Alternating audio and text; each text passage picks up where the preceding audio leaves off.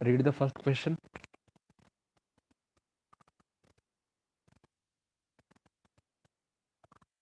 A 2 meter long solenoid with diameter 2 centimeter,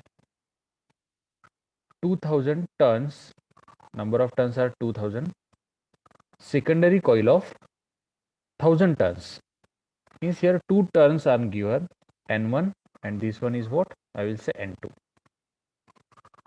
Wound closely near its midpoint. The mutual inductance between the two coils is. Now in this case हमें find out करना है mutual inductance. अब देखो mutual inductance का formula जब N1 and N2 दिया जाता है तब क्या होगा, N1 एंड N2। एक्चुअली हमारे पास जो पहला फॉर्मूला है उसको ही हम मॉडिफाई करेंगे। M equal to it is mu zero N1 N2 A divided by L। देखो लास्ट लेक्चर में हमने सेल्फ इंडक्टेंस के लिए फॉर्मूला देखा था, L equal to mu zero N square A divided by L। Okay, ये self inductance के लिए था। L के लिए म्यूचुअल इंडक्टेंस के लिए देखो M equal to mu zero, देखो यहाँ पे N स्क्वायर है ना, बस यहाँ पे N1 N2 कर दो, सेम फॉर्मूला है, new zero N1 N2 A divided by L। Now just simplified, जो वैल्यूज दिए यहाँ पे रख दो। न्यू ज़ीरो कितना रहता है, हमेशा 4 पाई इंटू 10⁻⁻⁷ रहता है। N1 इज 2 इंटू 10⁻³ लिखता हूँ उसको। N2 को लिखता हूँ 10⁻³ directly. A, what about A? Now here A is not mention, तो उसको हमें लिखना पड़ेगा pi r square. A is pi r square, so उस हिसाब से आएगा 3.14 इंटू, अब देखो डायमीटर कितना दिया है उसने, 2 सेंटीमीटर। डायमीटर दिया है 2 सेंटीमीटर, फिर रेडियस हो जाएगा 1 सेंटीमीटर, फिर ये आएगा 10⁻² का स्क्वायर, मतलब ये हो जाएगा 3.14 इंटू 10⁻⁻⁴। एरिया कितना हो गया, 3.14 इंटू 10⁻⁻⁴। ओके, बस इसको सिंप्लीफाई करना है। नाउ ऑप्शन में अब देखो हम यहाँ पे थोड़ा सा इसको शॉर्टकट में कर सकते हैं। कैपिटल M मुझे यहाँ पे फाइंड आउट करना है। अब देखो ये क्या है, 3.14, यहाँ पे भी पाई है, मतलब ये लगभग आ जाएगा 10 पाई का स्क्वायर। पाई का स्क्वायर लगभग 10 आएगा, एंड दिस 4 इंटू 2 8। ओके, देखो ये 4 गया, ये 2 गया, ये हो गया 8।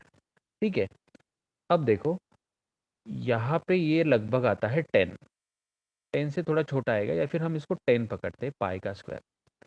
नाउ इंटू दिस 10⁻⁻11 -7 -4 -11 हो गया, इंटू दिस 10⁻⁶। ओके, नाउ सबसे डिवाइडेड बाय लेंथ लेंथ रहा था ना 2 metre. it should be divided by 2, again it is divided by 2। now यहाँ पे आप डायरेक्टली आंसर गेस कर सकते हैं, 8/2 ना, 8/2 मीन्स 4 की रेंज में हमारा आंसर आना चाहिए। 4 की रेंज में मतलब ऑप्शन बी करेक्ट आना चाहिए। If you are doing like this 8/2 it is 4 into, अब देखो ये 10⁻⁷ एंड ये 10⁻⁻11, ये 10⁻⁶ ऑलरेडी है, यहाँ पे 10⁻⁻11, एंड ये कितना 10⁻⁶, एंड ये 1 10⁻⁷ हो गया। सो 4 इंटू 10⁻⁻⁴, अप्रोक्सीमेटली, अप्रोक्सीमेटली, डॉट नहीं, सो उस हिसाब से ऑप्शन बी करेक्ट आएगा। ये फॉर्मूला याद रखने के लिए लॉजिक देखो, L equal to mu zero N square A divided by L रहता है, लास्ट लेक्चर में यूज़ किया था, तो M के लिए इससे ही बना लो relation, mu zero N1 N2 A divided by L। बहुत सारे प्रॉब्लम्स मिलेंगे इस टाइप के आपको, कौन सी भी बुक में आप जाओ। नेक्स्ट वन, और 10 वोल्ट बैटरी, वोल्टेज दिया है यहाँ पे, connected to 5 ohm resistor, resistance दिया है, इंडक्टेंस भी दिया है 10 हेनरी, इंडक्टेंस हमें 10 हेनरी यहाँ पे दिया गया है। drives a constant current in the circuit. A switch is suddenly open and time taken to open it is 2 millisecond. Time दिया है 2 into 10⁻³ second. Average EMF induced across the coil is. अब देखो हमें ईएमएफ अगर निकालना है तो now दो कॉइल तो मेंशन नहीं किए, मतलब सेल्फ इंडक्टेंस का केस होगा.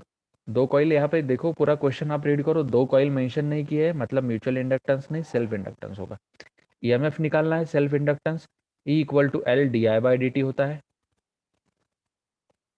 E equal to L D I by D T होता है. E equal to M D I by D T होता है. म्यूचुअल इंडक्टेंस की केस में ये नहीं चलेगा, यहाँ पे सेल्फ इंडक्टेंस है. E equal to L D I by D T. Now L तो उसने मेंशन किया है, L is 10 henry. L is 10 henry यहाँ पे दिया है. बचा सवाल किसका, d I by D T. Now i का वैल्यू यहाँ पे मुझे नहीं दिख रहा है, i is not given. Now we know v equal to i r, so i equal to v by R. v कितना है 10, r कितना है 5, सो आई आएगा 2. सो निकाल दो EMF. E equal to L कितना है 10. अब देखो दो करंट के वैल्यूज नहीं है, मतलब सेकंड वैल्यू मैं यहाँ पे 0 कंसिडर कर लेता हूँ. D I, so change in current 2 ही रहेगा. टाइम दिया है उसने 2 मिलीसेकंड, सो 2 इंटू 10⁻³ सो 2 गया. नाउ दिस इज 10 इंटू 10⁻+3 मतलब 10⁻4. ईएमएफ आना चाहिए 10⁻4 volt. So 1 into 10⁻4 volt. Option D is correct.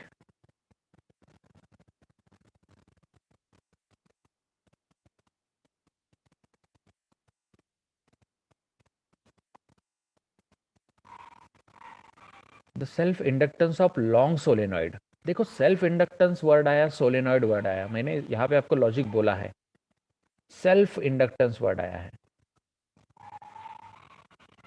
And solenoid भी वर्ड आया है. तो सीधे सीधे आप लोगों ने यहाँ पे लिखना चाहिए जो रिलेशन हमने लास्ट लेक्चर में यूज किया था, L equal to mu zero N square A divided by L. आप इसमें थोड़ा सा कंफ्यूज हो गए थे. एक्चुअली ये क्या होता है, L equal to mu zero N square A L भी होता है. इसको हम मॉडिफाई जब करते हैं तब ये आ जाता है इस तरीके से, L equal to mu zero N square A divided by L. Now क्या बोल रहा है, the self inductance of long solenoid can not be increased by. क्या बढ़ने के बाद इंक्रीज नहीं होगा, increasing the area of cross section. Yes area तो दिख रहा है मुझे यहाँ पे, एरिया बढ़ने के बाद एल इंक्रीज होगा. Increasing its length. अब देखो लेंथ इंक्रीज होने पे इंडक्टेंस नहीं बढ़ेगा ना, लेंथ इंक्रीज होने पे इंडक्टेंस नहीं बढ़ेगा. यहाँ पे मुझे थोड़ा सा डाउट आ रहा है. थर्ड केस में देखो, now the self inductance of long solenoid can not be increased by increasing the area. Area बढ़ने के बाद नहीं बढ़ेगा.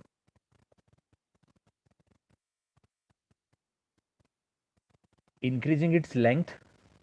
अब देखो लेंथ अगर इंक्रीज किया तो एल क्या होगा, डिक्रीज होगा. थर्ड केस में क्या बोला है, increasing the current through it. Current तो यहाँ पे कहीं पे भी नहीं दिख रहा है. Increasing the number of turns in it. Yes number of turns बढ़ाने के बाद एल दिखेगा. अब देखो यहाँ पे एक्चुअली इंक्रीजिंग इट्स लेंथ नहीं होना चाहिए था. ओके एक्चुअली अगर इस क्वेश्चन को अगर मैंने थोड़ा सा मॉडिफाई किया तो एल किस किस पे डिपेंड करता है, एल ए पे डिपेंड करता है, एल एन पे डिपेंड करता है, एल एल पे डिपेंड करता है. मतलब सेल्फ इंडक्टेंस देखो एरिया पे डिपेंड करता है, नंबर ऑफ टर्न्स पे डिपेंड करता है, लेंथ पे भी डिपेंड करता है.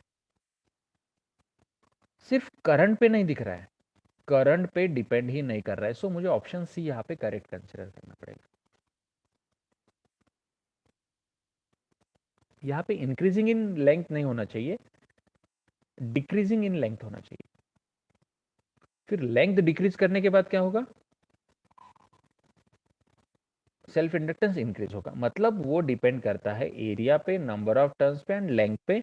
It does not depend on the current. Current पे कहीं पे भी नहीं डिपेंड कर रहा है, सो ऑप्शन सी मुझे यहाँ पे टिक करना पड़ेगा।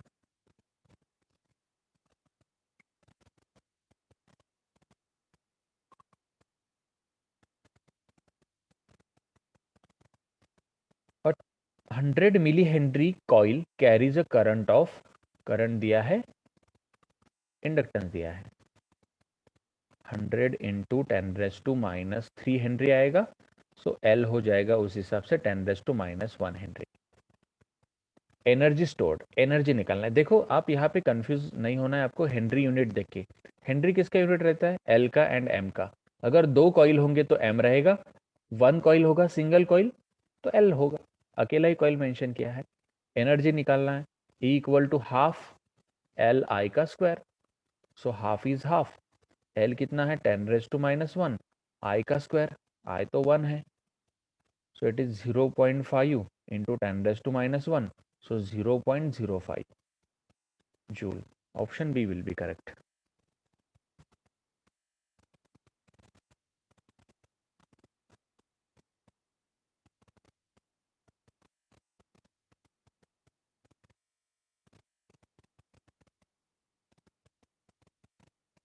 If the self inductance of 500 turns, number of turns are 500, coil is, self inductance बोला है, L दिया है 125 into 10⁻³ henry, then the self inductance of similar coil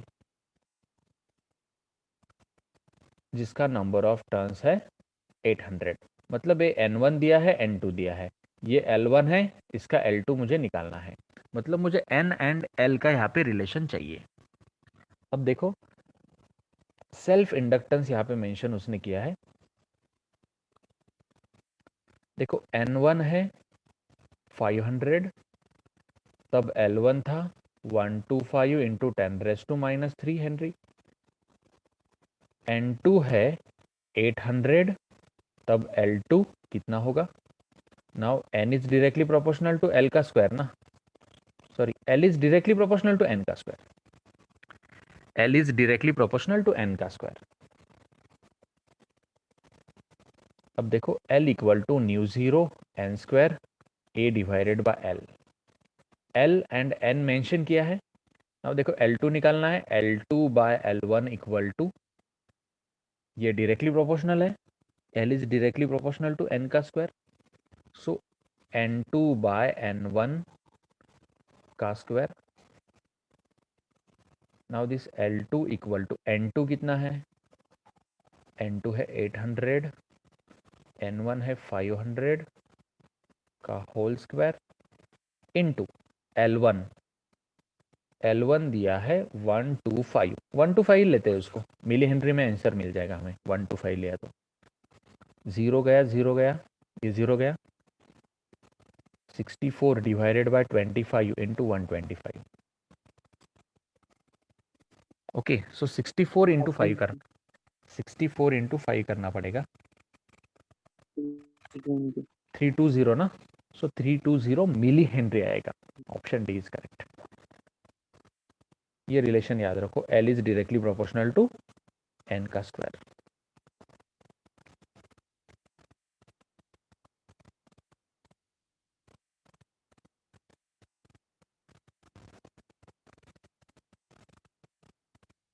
Two circular coils can be arranged in any of the three situations. First, second, third, तीन situation दिया है। The mutual inductance will be maximum in situation 1, maximum in situation 2, maximum in situation 3, same in all the situations. अब देखो यहाँ पे दो coils दिखाया है, यहाँ पे दो कॉइल्स दिखाया है, यहाँ पे दो कॉइल्स दिखाया है। अब यहाँ पे अरेंजमेंट अलग अलग है। लास्ट लेक्चर में हमने एक क्वेश्चन देखा था, उसमें म्यूचुअल इंडक्टेंस किस पे डिपेंड करता है वो मेंशन किया था। अब देखो ये जो म्यूचुअल इंडक्टेंस डिपेंड करता है दो कॉइल के बीच में, ऑब्वियसली दो कॉइल के बीच में म्यूचुअल इंडक्टेंस होगा, अकेले कॉइल में सेल्फ इंडक्टेंस होगा। ये दो कॉइल में डिस्टेंस कितना है, एरिया ऑफ कॉन्टैक्ट कितना है, दोनों के बीच में मीडियम कौन सा है, ये सब पैरामीटर्स पे म्यूचुअल इंडक्टेंस डिपेंड करता है। लास्ट लेक्चर में इस टाइप का एक क्वेश्चन देखा था। कि जब दो कॉइल्स होते हैं, दो कॉइल के बीच में कौन सा मीडियम है, दो कॉइल के बीच में डिस्टेंस कितना है, इस डिस्टेंस पे भी डिपेंड करता है, एंड ये दो कॉइल का कितना एरिया एक दूसरे के साथ कांटेक्ट में आ रहा है, नजदीक आ रहा है। ओके, तो अब देखो, तो मैक्सिमम म्यूचुअल इंडक्टेंस देखो, first, second and third. Now first में दो कॉइल का मैक्सिमम एरिया एक दूसरे के कांटेक्ट में मुझे दिख रहा है। केस टू में एरिया जो है दो कॉइल का कांटेक्ट में वो कम हो गया है, यहाँ पे एरिया कम हो गया है। देखो ये कॉइल फर्स्ट है, ये कॉइल सेकंड समझो, ये फर्स्ट ये सेकंड। तो first coil as it is रखा है यहाँ पे, और सेकंड कॉइल का एरिया कम हो गया है जो फर्स्ट कॉइल के कांटेक्ट में है। नाउ यहाँ पे अगर आपने देखा केस थ्री में, तो इस तरीके से कॉइल वन को मूव किया गया है कि कॉइल वन का एरिया कॉइल टू के साथ कम हो गया है, इतना ही एरिया वन का टू के साथ कांटेक्ट में आ रहा है। तो ऑप्शन देखो कि केस वन में एरिया मैक्सिमम कांटेक्ट में मुझे दिख रहा है, ये इसका इतना पार्ट एंड ये इसका इतना पार्ट है, मैक्सिमम एरिया केस वन में कांटेक्ट में आ रहा है, मतलब म्यूचुअल इंडक्टेंस केस वन में मैक्सिमम होगा। सो mutual inductance is maximum in situation one. अब देखो केस थ्री में भी मैक्सिमम आपको लगेगा कि जिस तरीके का अरेंजमेंट वन में है वैसा ही अरेंजमेंट थ्री में है, पर केस थ्री में क्या हुआ है, कॉइल वन का जो एरिया है वो कम हो गया है, कॉइल टू का एरिया बढ़ गया ऑब्वियसली, पर वन का एरिया कम हो गया है जो कांटेक्ट में आ रहा है। केस टू में देखो वन का एरिया मैक्सिमम ही है जो कांटेक्ट में है, टू का एरिया कम हो गया है, कॉइल टू का एरिया कम हो गया है। केस वन में वन एंड टू का मैक्सिमम एरिया एक दूसरे के साथ कांटेक्ट में है, मतलब म्यूचुअल इंडक्टेंस मैक्सिमम होगा in case one. So option A यहाँ पे करेक्ट है।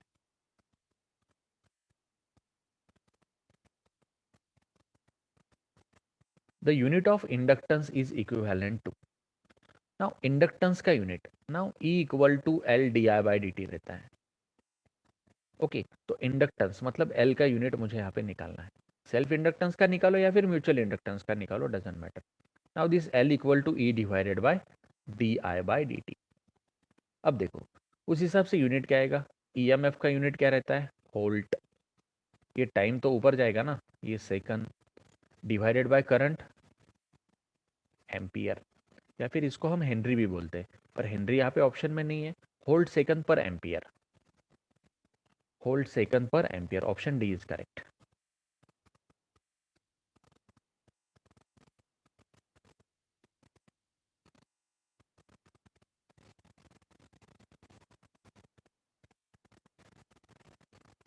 Mutual inductance of two coils can be increase by, याद रखो मैं आपको एक मेथड यहाँ पे बता रहा हूँ, पहले भी बताया है, self inductance mu zero N square A divided by L, या फिर इसको ऐसे भी लिख सकते हैं L equal to mu zero N square A L, ये सेल्फ इंडक्टेंस के बारे में हो गया। अब म्यूचुअल इंडक्टेंस का फॉर्मूला इससे बनाएंगे, M equal to mu zero N one N two. अब देखो यहाँ पे एन स्क्वायर है ना, उसकी जगह पे एन वन एन टू लिख दो बस, A divided by L as it is. Now mutual inductance के बारे में ये क्वेश्चन है, ये लॉजिक आप याद रखो, वेरी इंपॉर्टेंट कंसेप्ट, इस पे एक क्वेश्चन आने ही वाला है compulsory. Mutual inductance of two coils can be increased by decreasing the number of turns. अब देखो नंबर ऑफ टर्न्स डिक्रीज होंगे तो एम डिक्रीज होगा ना, मतलब वो डायरेक्टली प्रोपोर्शनल है, तो म्यूचुअल इंडक्टेंस ऑप्शन ए से तो थोड़ी बढ़ेगा। So mutual inductance of coil can be increased, mutual inductance अगर मुझे बढ़ाना है N one N two A divided by L, M बढ़ाना है तो कब बढ़ेगा, decreasing the number of turns in the coil, N decrease किया तो एम डिक्रीज होगा ना, बढ़ेगा थोड़ी, सो ऑप्शन ए तो नहीं होगा। Increasing the number of turns in the coil, N बढ़ने के बाद एम बढ़ेगा ऑब्वियसली, मतलब ऑप्शन भी मुझे करेक्ट लग रहा है, बाकी के भी चेक कर लेते हैं। Windings winding the coil on wooden core, yes, wooden core पे अगर वाइंडिंग किया तो मैग्नेटाइजेशन वहां पे कम होगा, बराबर है। So option C is also wrong, none of this, option D is also wrong. तो मुझे ऑप्शन बी करेक्ट लगा था, so option B is correct, N बढ़ाओ एम बढ़ेगा।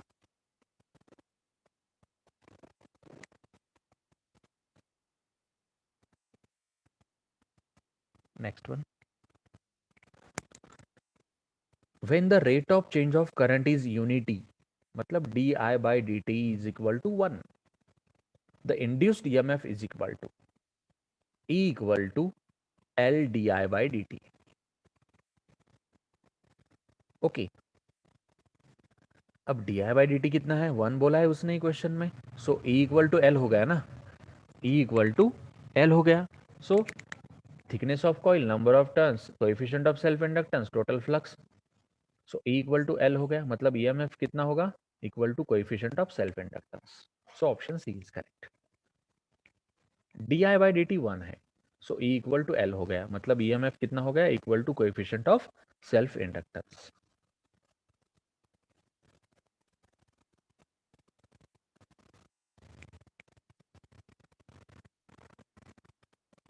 If number of turns in primary and secondary coil is increased by 2 times each,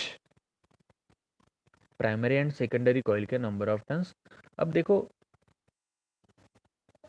हम जो concept यहाँ पे देख रहे हैं ना, म्यूचुअल इंडक्टेंस की केस में m equal to mu zero N1 N2 A divided by L, actually ये प्राइमरी कॉइल के टर्न्स होते हैं फर्स्ट कॉइल के, एंड ये सेकेंडरी कॉइल के टर्न्स होते हैं, number of turns of primary and number of turns of secondary. Okay, if number of turns in primary and secondary coil is increased to 2 times each, मतलब दोनों को भी double कर दिया, द म्यूचुअल इंडक्टेंस, नाउ देखो relation क्या है, m equal to mu zero N1 N2 A divided by L, इस टाइप का रिलेशन है। ये हो गया समझो केस 1। अब क्या बोल रहा है वो, म्यूचुअल इंडक्टेंस कितना होगा अगर हमने इसको कर दिया 2N1 एंड इसको भी कर दिया 2N2, number of turns twice कर दो, दोनों को बोल रहा है वो, into A divided by L. So उस हिसाब से ये बनेगा 2 into 2 4 mu zero N1 N2 A divided by L. ना इसको ध्यान से देखो, m डैश इक्वल टू ये 4 निकलेगा बाहर, ये कौन है, ये तो m का वैल्यू है, मतलब कैसे होगा, देखो द म्यूचुअल इंडक्टेंस जो बनेगा यहाँ पे वो होगा 4 टाइम्स, बाद में जो म्यूचुअल इंडक्टेंस होगा वो पहले म्यूचुअल इंडक्टेंस के कैसे बनेगा, 4 times, becomes 4 times, option A is correct.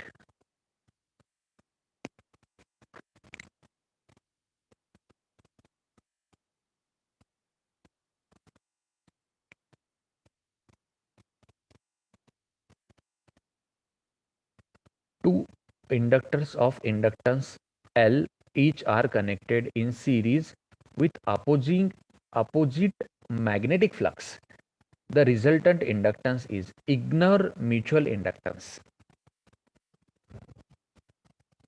Now two inductance are connected in series ना, दो इंडक्टेंस हमने क्या किया है, सीरीज में कनेक्ट किया है। अब देखो इसका लॉजिक जो रहता है, रेजिस्टेंस के जैसे इंडक्टेंस का लॉजिक रहता है, मैंने आपको बोला था, एंड दूसरा CS के लॉजिक बोला था, कैपेसिटेंस एंड स्प्रिंग कांस्टेंट का सेम रहता है। वहाँ पे क्या रहता है कैपेसिटेंस की केस में, 1/CS equal to 1/C1 plus 1/C2 series की केस में, एंड पैरेलल की केस में क्या रहता है, C1 प्लस C2, वैसे ही केस के साथ में रहता है, पर यहाँ पे R एंड L का सेम रहता है।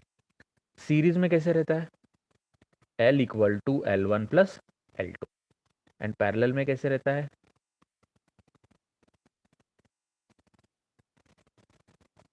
1/L1 प्लस 1/L2, सीरीज में ऐसे रहेगा एंड पैरेलल में ऐसे रहेगा।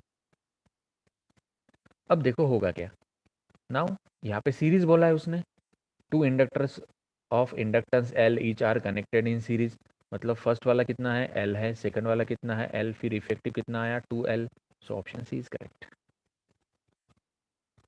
ये सब शॉर्टकट टेक्निक मैंने ऑलरेडी आपको बताया है।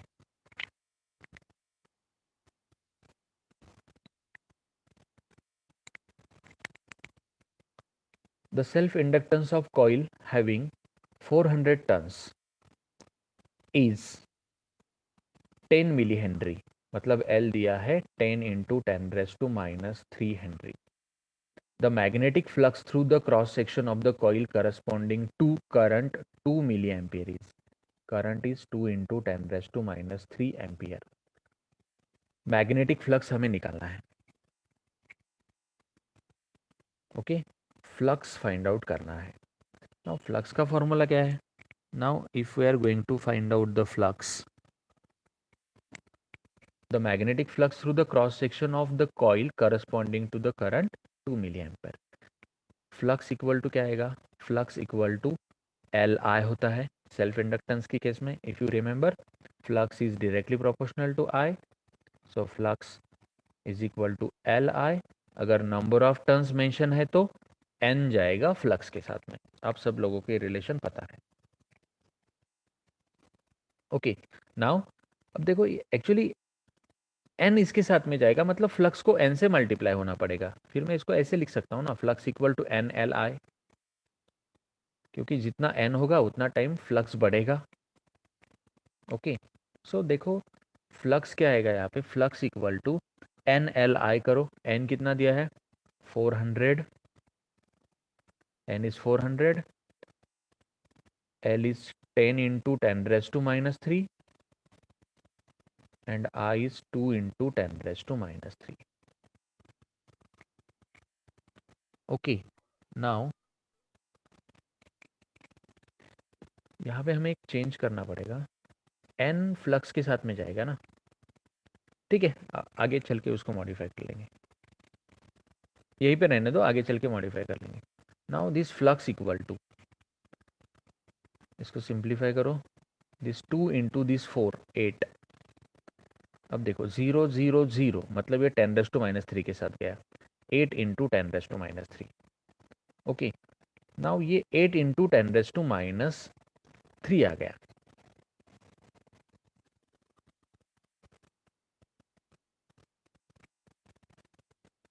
Now 8 into 10 raise to minus 3 option में हमें दिख रहा है यहाँ पे. पर देखो अगर यहाँ पे नंबर ऑफ टर्न्स से मुझे डिवाइड करना पड़ा, मतलब फ्लक्स डिवाइडेड बाय एन मुझे निकालना होगा. फ्लक्स डिवाइडेड बाय एन, तो वहाँ पे थोड़ा सा चेंज हो सकता है उस केस में. तो फ्लक्स डिवाइडेड बाय एन, पर यहाँ पे हमें सीधे सीधे ऑप्शन दिख रहा है 8 into 10 raise to minus 3.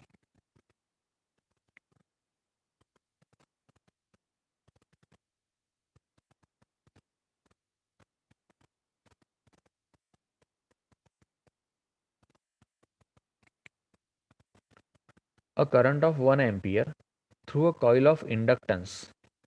Current दिया है, इंडक्टेंस दिया है 200 इंटू 10 रेज टू माइनस 3, मतलब 2 into 10 raise to minus 1 is increasing at the rate of, मतलब एम्पियर पर सेकंड दिया है ना, मतलब ये D I by D T है. The energy stored in the inductor per second is, energy stored per second हमें निकालना है. अब देखो एनर्जी का फॉर्मूला हमारे पास है E equal to half L I square. पर यहाँ पे सिर्फ एनर्जी नहीं निकालना है, energy stored in the inductor per second निकालना है. मतलब इसको डिफरेंशिएट करना पड़ेगा. So D E by D T करना पड़ेगा. फिर ये हो जाएगा एनर्जी स्टोर्ड पर सेकंड. फिर इसको भी डिफरेंशिएट करना पड़ेगा ना. It is half L, half L. Okay, L तो कांस्टेंट है. विथ रिस्पेक्ट टू टाइम में यहाँ पे डिफरेंशिएट कर रहा हूँ. तो देखो ये 2 इधर मल्टीप्लाई में आ जाएगा ना, 2i. ये क्या हो जाएगा? 2i into D I by D T. अब ये 2 2 cancel, so D E by D T क्या आया? देखो यहाँ पे डायरेक्टली यहाँ पे वैल्यू रख देता हूँ. ये L I D I by D T. Now L कितना दिया है यहाँ पे? L is 2 into 10 raise to minus 1. I कितना दिया है? नाउ देखो यहाँ पे आई का जो वैल्यू है वो 1 दिख रहा है मुझे, 1. D I by D T का जो वैल्यू है वो दिख रहा है मुझे 0.5. मतलब ये 1/2, 0.5 मतलब 1/2, ये 2 गया. सो 10 रेज टू माइनस 1 आएगा. Answer should be 10 raise to minus 1. 10 raise to minus 1 मतलब 0.1. Option C is correct.